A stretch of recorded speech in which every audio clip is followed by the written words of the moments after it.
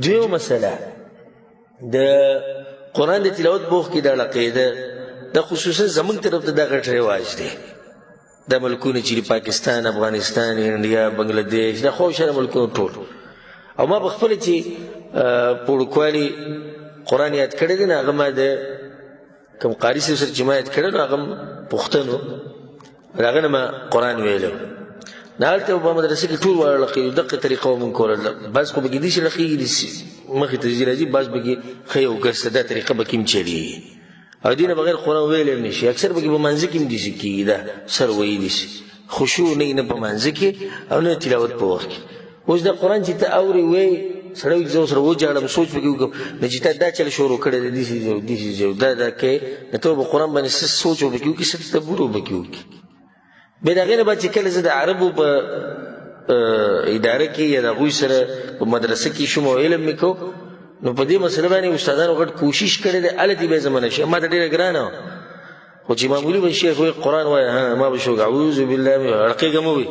د سات به غلط بیا به ستارت رقیقه بنه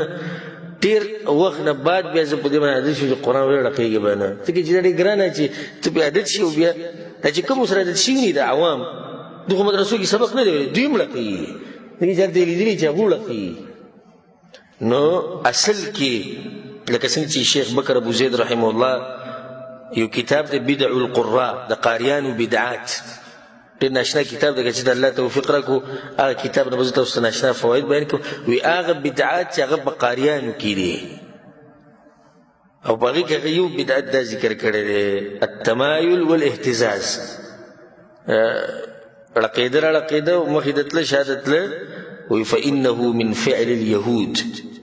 تب اصل کی طریقه د يهوديانو لکه چې تاسو سرچ وکړئ په انټرنیټ باندې بحث وکړئ د يهوديانو د عبادت طریقه نه هغه چې بالکل خپل عبادت کې د قشر لقي په مخ او زموږ په شریعت کې دا نشته. او دوی مدد چې د دې درسه په انسان کې خشوع ناراضي اطمینان او سکون په کار سره په آرام کې. اوس ته بچا سره نه سی د غټ سړي سره نه جو خبره وسره کې دا چل کې هغه به ته شک به ادب غلې کې نه سیده نو چې الله کلام سره وي